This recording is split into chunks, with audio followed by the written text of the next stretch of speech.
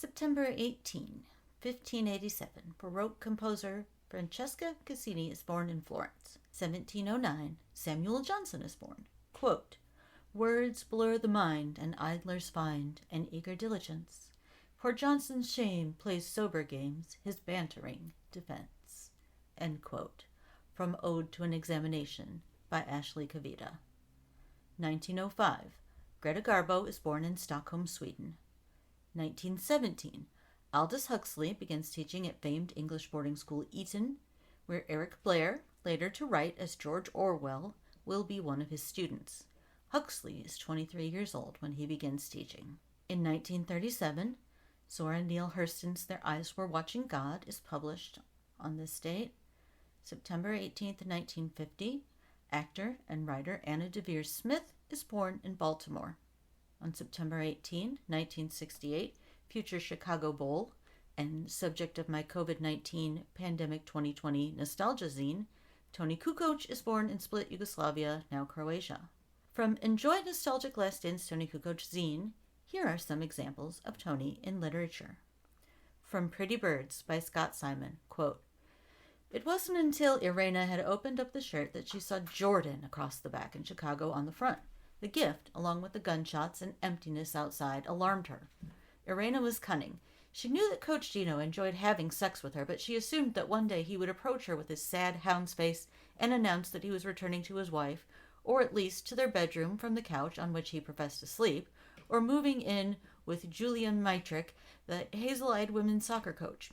Irena enjoyed her moments with Coach Gino, but she spent more time dreaming about Tony Kukoc, the great Croatian player, or Johnny Depp, than about the coach." End quote.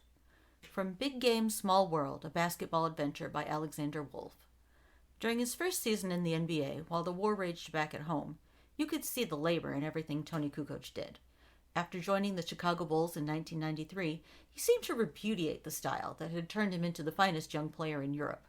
Crack through the shell into which Kukoc retracted, and you could find an essential homebody, a player who, back in the mid-1980s, was almost always the most reluctant to take part in those late-night hijinks, bracket, as part of the Yugoslavian national youth team, end bracket. His first coach in Chicago, Phil Jackson, would tease Kukoc about how he played better when a Bulls game was being broadcast back to Croatia and his mother might be watching. End quote. From Sacred Hoops by Phil Jackson. Quote, "Tony wasn't a selfish player. Nothing gave him more pleasure than to dish the ball to someone else. But he didn't want to conform to the triangle offense. I knew right from the start that I would have to ride him hard in practice to protect him from being torn apart by his teammates. I'm sure my method didn't seem like an act of kindness to Tony.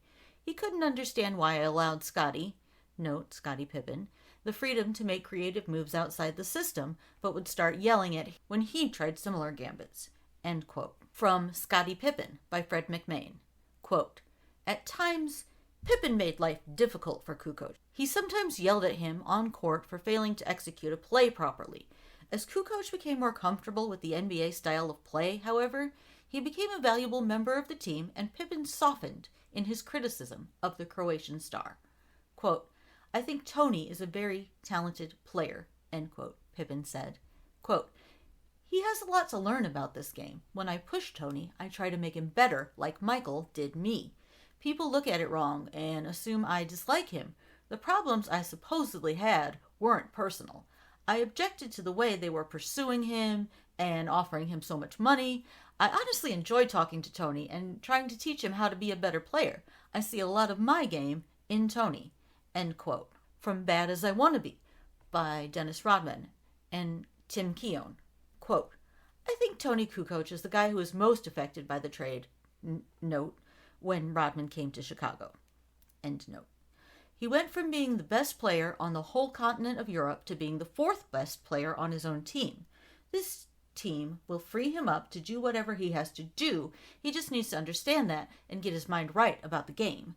We'll cover up for Kukoc's mistakes. He's a great shooter, and he can shoot 15 times a game and score 16 or 17 points a game easy. Kukoc can take over the Vinnie Johnson instant offense role on this team." End quote. September 18th, 1994.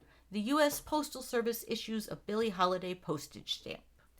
Sunday, September 18th, 2005.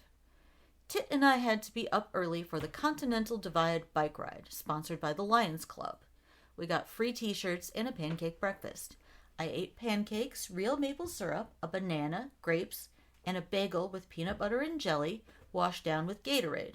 Then we took off on our 10-mile ride through cornfields and hilly country roads. We saw deer.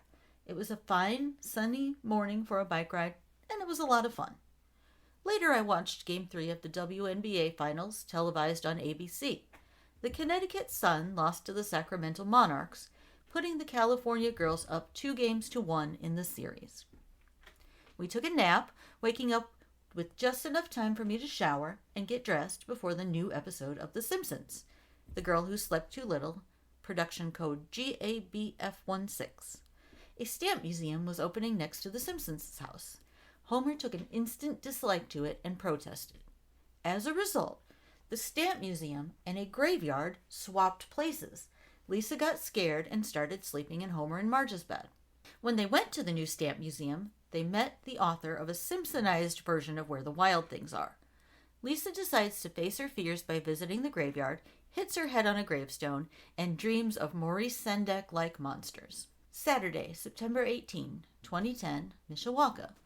Tit and I went grocery shopping, then watched movies.